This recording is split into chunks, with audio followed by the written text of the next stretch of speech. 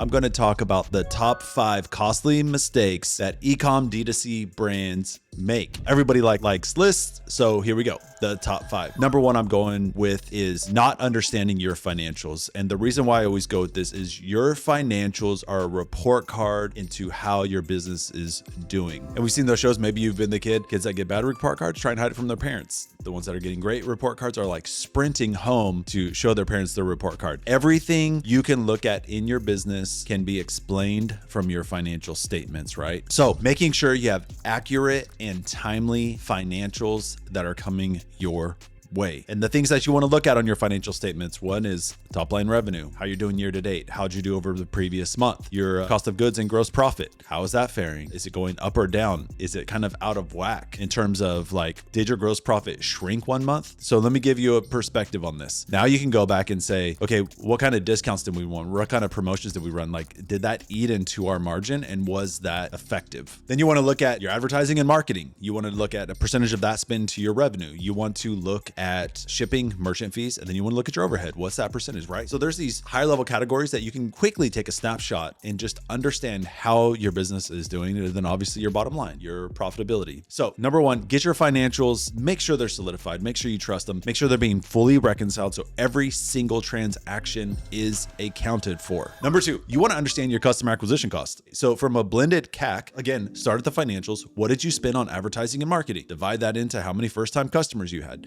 It's that simple. Look at your I like to look at 13-month horizon so you can see year over year. And then how's that trend been over the last 13 months? Is it getting more efficient? Is it getting worse? How many first-time customers are you acquiring each and every month? And compare that. But we don't want to stop there, right? Like you want to understand your customer acquisition cost, but we don't want to stop there because you're like, okay, so what? I understand I'm acquiring customers at $70 each. Well, we need to understand how does that relate to your customer lifetime value? Like at what point are you going to break even from spending money or investing in this cohort of clients? Like at what point? Is it month 1? Is it month 6? Can you afford to go 6 months out? We need to understand our customer lifetime value. Now let's go one step deeper. You need to understand your customer lifetime value contribution margin. So what does that mean? Customer lifetime value is like top line revenue, not profitability. So for every single transaction in a pure D2C brand, you're going to get the revenue from the customer, but you're going to have cost of goods associated with it. Oh, this is giving a thumbs up.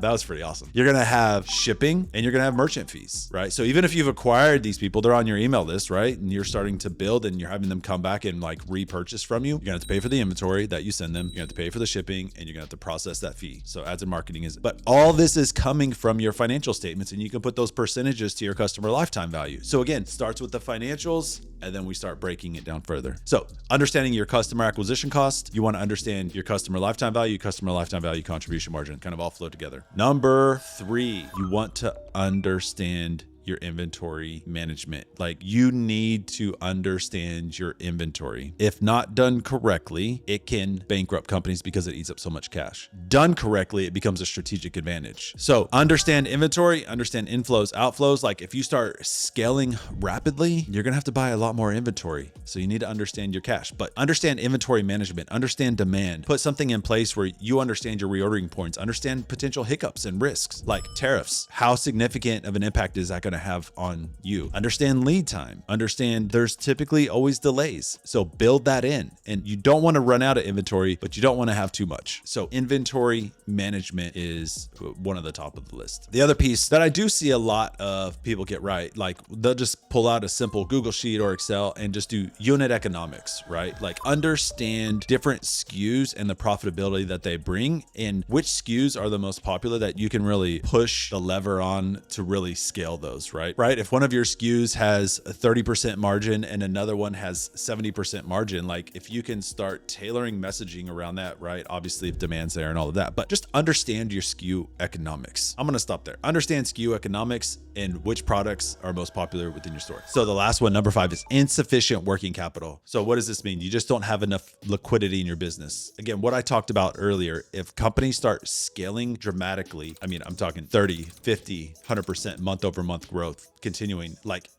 all of your cash is going back into acquiring inventory because of the demand that's coming. You're forecasting that out, demand that's coming. But at the current point, there's probably not enough cash coming in, because how are we scaling? We're spending money on ads, we've got shipping, we've got merchant fees, we've got agencies, we've got influencers, we've got UGC, then we have our overhead of our company, right? And so all of these things are competing. So understand your working capital, understand what you need, make sure that you have enough in the business that you don't have to worry about cash. So a few things that you can do: make sure you get lines of credit in place when you don't need it. So typically when you need a line of credit, they're not going to give it to you. Your financials are like in a place where they're just like, yeah, we're not going to take this risk. And get a traditional line of credit before you take like the Shopify capital. Break out what that APR extrapolates to, and it's wild, and it's like a hit of the drug, and then you're kind of stuck on it. So get a traditional line of credit that you could have revolving. Use, purchase inventory comes, you sell, pay down line of credit, use, buy more inventory, right? So that is definitely one way. You could find outside investors potentially, but again, structure it in a way where potentially you're not giving up equity unless you want to do that. But really, if you just have a plan in place with your forecast, with your cash flow, understanding working capital, understanding inventory management, like you should be okay. You should be a few months out and you're like, okay, we're going to have an issue here, and you'll be able to figure out how to solve this problem. There's money out there, right? You just don't want to pay too much to access it. So like fully understand what you're getting into when you're making some of these deals. Those are my top 5. Now that I go back and think about it, some of them I was like,